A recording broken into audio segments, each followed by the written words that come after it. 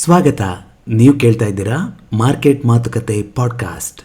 ಕಳೆದ 3-4 ವರ್ಷಗಳಲ್ಲಿ ನಮ್ಮ ದೇಶದಲ್ಲಿ ಡಿಮ್ಯಾಟ್ ಖಾತೆಗಳು ಓಪನ್ ಆಗ್ತಾ ಇರುವಂಥದ್ದು ಜಾಸ್ತಿ ಆಗ್ತಾನೇ ಇದೆ. ಈಗ ಸರಿಸುಮಾರು 12.5 ಕೋಟಿಗಿಂತಲೂ ಜಾಸ್ತಿ ಜನ ಡಿಮ್ಯಾಟ್ ಖಾತೆಗಳನ್ನು ಹೊಂದಿದ್ದಾರೆ.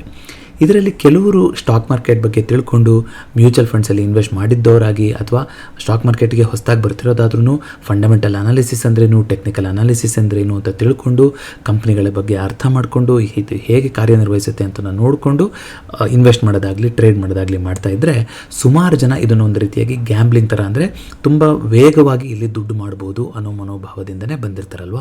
ಈ ರೀತಿ ಬಂದಾಗ ಒಂದು ಫಂಡಮೆಂಟಲ್ ಅನಾಲಿಸಿಸ್, ಟೆಕ್ನಿಕಲ್ ಅನಾಲಿಸಿಸ್ ಜೊತೆಗೆ ಸೈಕಾಲಜಿ ಅನ್ನೋದು ಕೂಡ ತುಂಬ ಇಂಪಾರ್ಟೆಂಟ್ ಆಗುತ್ತೆ. ನೀವು ಆಲ್ರೆಡಿ ಸ್ಟಾಕ್ ಮಾರ್ಕೆಟ್ನಲ್ಲಿ ಕೆಲವೊಂದು ಮೆಟ್ರಿಕ್ಸನ್ನು ಅರಿತುಕೊಂಡು ಇರೋರಾದರೂ ಕೂಡ ಅಥವಾ ಹೊಸದಾಗಿ ಬರ್ತಾ ಇರೋದಾದರೂ ಕೂಡ ಸ್ಟಾಕ್ ಮಾರ್ಕೆಟ್ನಲ್ಲಿ ನಮಗೆ ಟ್ರೇಡಿಂಗ್ ಸೈಕಾಲಜಿ ಅನ್ನೋದು ಎಂಥ ಒಬ್ಬ ಪ್ರೊಫೆಷನಲ್ ಟ್ರೇಡರ್ಸಿಗಾದ್ರೂ ಕೂಡ ಚಾಲೆಂಜನ್ನು ಕೊಡ್ತಾನೆ ಇರುತ್ತೆ. ಹಾಗಾಗಿ ತುಂಬ ದೊಡ್ಡ ಪ್ರಾಫಿಟ್ ಆದಾಗ ನಾವು ಇನ್ನೂ ಆಸೆ ಪಡೋದಕ್ಕೆ ಹೋಗ್ದಲೆ, ಅದೇ ರೀತಿಯಾಗಿ ತುಂಬ ದೊಡ್ಡ ಲಾಸ್ ಆದಾಗ ಅದರಿಂದ ಹೇಗೆ ಆಚೆ ಬರೋದು ಅನ್ನೋದು ಕೂಡ ಟ್ರೇಡಿಂಗ್ ಸೈಕಾಲಜಿ ಅನ್ನೋದು ಇಂಪಾರ್ಟೆಂಟ್ ಆಗ್ತಾ ಹೋಗುತ್ತೆ. ಇದೇ ಕಾರಣಕ್ಕಾಗಿ ನಮ್ಮ ಚಾನಲ್ನಲ್ಲಿ ಮೈಂಡ್ಫುಲ್ ಅಂತ ಒಂದು ಡೆಡಿಕೇಟೆಡ್ ಪ್ಲೇಲಿಸ್ಟನ್ನು ಕೂಡ ನಾವು ಮಾಡ್ತಾ ಬಂದಿದ್ವಿ. ಆದರೆ ನಾನಿವತ್ತು ಮಾತಾಡೋಕ್ಕೆ ಹೋಗ್ತಾ ಇರೋಂಥದ್ದು ಒಂದು ಬ್ರೋಕರೇಜ್ ಫರ್ಮು US ಅಲ್ಲಿ ಇದು ರನ್ ಆಗ್ತಾ ಇತ್ತು. ಮಾರ್ಕೆಟ್ ವೈಸ್ ಅಂತ ಈ ಬ್ರೋಕರೇಜ್ ಫರ್ಮಿನ ಹೆಸರು. ಇವರು ಪ್ರತಿದಿನ ಒಂದು ನ್ಯೂಸ್ ಲೆಟರ್ನ ಬರಿತಾ ಇದ್ರಂತೆ. Inner worth mind over markets ಅಂತ ಆ ನ್ಯೂಸ್ ಲೆಟರ್ನ ಹೆಸರು. ಸೊ ಈ ಮೈಂಡ್ ಓವರ್ ಮಾರ್ಕೆಟ್ಸ್ ಅನ್ನೋ ಒಂದು ನ್ಯೂಸ್ ಲೆಟ್ರು 2002ರಿಂದ 2007 ತನಕ ಡೈಲಿ ಪಬ್ಲಿಷ್ ಆಗ್ತಾ ಹೋಗಿತ್ತು. ಇದನ್ನು ನಮ್ಮ ದೇಶದ ನಿತಿನ್ ಕಾಮತ್ ಅವರು ಶೇರ್ ಮಾಡ್ಕೊಂಡಿದ್ರು. ಅವ್ರು ಏನು ಹೇಳಿದ್ರು ಅಂದರೆ, ಅವರು 2007, 2008 ಆ ಟೈಮಲ್ಲಿ ಯಾವಾಗ ಟ್ರೇಡ್ ಮಾಡ್ತಾಯಿದ್ರು ಅಥವಾ ಆ್ಯಕ್ಟಿವ್ ಆಗಿದ್ದರು ಟ್ರೇಡಿಂಗಲ್ಲಿ, ಆಗ ಈ ಟ್ರೇಡಿಂಗ್ ಸೈಕಾಲಜಿ ರಿಲೇಟೆಡ್ ಆಗಿ ಬಂದಂತಹ ಈ ನ್ಯೂಸ್ ಲೆಟರ್ಗಳು ತುಂಬ ಅನುಕೂಲ ಆಗಿತ್ತು ಅಂತ ಉಲ್ಲೇಖ ಮಾಡಿದ್ರು. ಆದರೆ 2007ರಲ್ಲಿ ಈ ಮಾರ್ಕೆಟ್ ವೈಸ್ ಅನ್ನೋ ಕಂಪನಿ ಮಾರಾಟ ಆಗಿ ಹೋಗ್ಬಿಡುತ್ತೆ. ಮಾರಾಟ ಆದ ನಂತರ ಈ ಡೈಲಿ ಏನು ನ್ಯೂಸ್ ಲೆಟರ್ ಬರ್ತಾ ಇರುತ್ತೆ ಅದು ನಿಂತು ಹೋಗಿಬಿಡುತ್ತೆ. 2002ರಿಂದ 2007 ತನಕ ಏನು ನ್ಯೂಸ್ ಲೆಟರ್ ಇತ್ತೋ ಅದು ಕೂಡ ನಮಗೆ ಸಿಗ್ದಲೇ ಇರೋ ಹಾಗೆ ಆಗಾಗ್ಬಿಡುತ್ತೆ. ಇವರು ಅದ್ರ ಬಗ್ಗೆ ತುಂಬ ತಲೆ ಕೆಡಿಸ್ಕೊತಾರೆ. ತುಂಬ ಚೆನ್ನಾಗಿತ್ತು, ಇದು ನನಗೆ ತುಂಬ ಹೆಲ್ಪ್ ಆಗಿತ್ತು.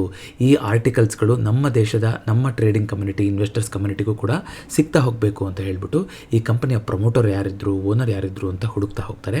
ಆಗ ಡೇವಿಡ್ ನಾಸಾರ್ ಅನ್ನೋರು ಮಾರ್ಕೆಟ್ ವೈಸಿನ ಪ್ರಮೋಟರ್ ಅಂತ ಗೊತ್ತಾಗ್ತಾ ಹೋಗುತ್ತೆ.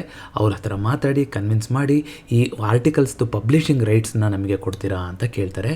ಅವರು ಸುಮಾರು ವರ್ಷಗಳ ನಂತರ ಅದಕ್ಕೂ ಒಪ್ಕೊಂಡು ಈಗ ನಮ್ಮ ದೇಶದ ಜೆರೋದಾ ಅನ್ನೋ ಕಂಪನಿ ಏನಿದೆ ಅವರಿಗೆ ಈ mind over markets, inner worth mind over markets ಅನ್ನೋ ಒಂದು ನ್ಯೂಸ್ ಲೆಟರ್ಗಳ ಸರಣಿ ಏನಿತ್ತು 2002ರಿಂದ 2007 ತನಕ ಪಬ್ಲಿಷ್ ಆಗಿದ್ದಂಥದ್ದು ಅದು ಸಿಕ್ಕಿದೆ. ಇದನ್ನು ಜೆರೋದಾದವರು ಹಂತ ಹಂತವಾಗಿ ರಿಲೀಸ್ ಮಾಡ್ತಾ ಬರ್ತಾ ಇದ್ದಾರೆ. ನೀವು ಮೈಂಡ್ ಓವರ್ ಮಾರ್ಕೆಟ್ಸ್ ಅಂತ ನೀವು ಸರ್ಚ್ ಮಾಡಿದ್ರೆ ನಿಮಗೆ ವ್ಯಾರ್ಸಿಟಿ ಲಿಂಕ್ ಸಿಗುತ್ತೆ. ಆದರೆ ನಮ್ಮ MM ಪಾಡ್ಕಾಸ್ಟ್ನಲ್ಲಿ ನಾನು ಈ ಸೀರೀಸ್ನಲ್ಲಿ ಬಂದಿರುವಂತಹ ಕೆಲವೊಂದು ಇಂಟ್ರೆಸ್ಟಿಂಗ್ ಆರ್ಟಿಕಲ್ಸ್ಗಳನ್ನು ಕನ್ನಡ ರೂಪದಲ್ಲಿ ನಿಮ್ಮ ಮುಂದೆ ತರುವಂಥ ಪ್ರಯತ್ನ ಮಾಡ್ತೀನಿ. ಸೊ ಯಾರಿಗಾದರೂ ಇಂಟ್ರೆಸ್ಟ್ ಇದೆ ಅಂತಂದರೆ ನೀವು ಚೆಕ್ಔಟ್ ಮಾಡಬೇಕು ಅಂತಂದರೆ ಮೈಂಡ್ ಓವರ್ ಮಾರ್ಕೆಟ್ಸ್ ಅಂತ ಹುಡುಕಿದ್ರೆ ನಿಮಗೆ ಸುಮಾರು 600 ಆರ್ಟಿಕಲ್ಸ್ಗಳು ಇಂಗ್ಲೀಷ್ನಲ್ಲಿ ಆಲ್ರೆಡಿ ಲಭ್ಯ ಇದೆ.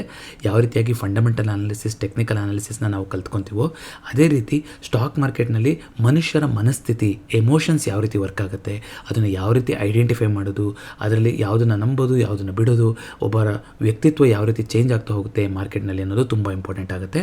ಯಾಕೆಂದರೆ stock market at the end of the day ಅದು ಮನುಷ್ಯರ ಎಮೋಷನ್ಸ್ ಮೇಲೇ ನಡೀತಾ ಇರುತ್ತೆ. ಯಾರೋ ಒಬ್ಬರು ಬೈ ಅಂತ ಮಾಡಬೇಕು ಅಂದರೆ, ಯಾರೋ ಒಬ್ಬರು ಸೆಲ್ ಅಂತ ಮಾಡಬೇಕು ಅಂದರೆ ಅದ್ರ ಹಿಂದೆ ಅವರ ಎಮೋಷನ್ಸೇ ಅಡಕವಾಗಿರುತ್ತಲ್ವ.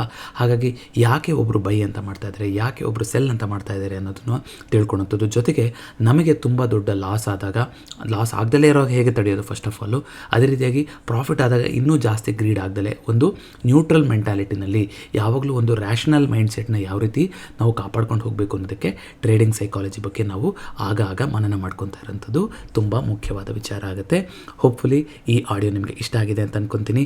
ಇನ್ನೂ ಹೆಚ್ಚಿನ ಮಾಹಿತಿಗಳನ್ನು ಮುಂಬರುವಂತಹ MM ಪಾಡ್ಕಾಸ್ಟ್ನಲ್ಲಿ ಕೇಳ್ತಾ ಹೋಗೋಣ. ಮತ್ತೆ ಸಿಗ್ತೀನಿ.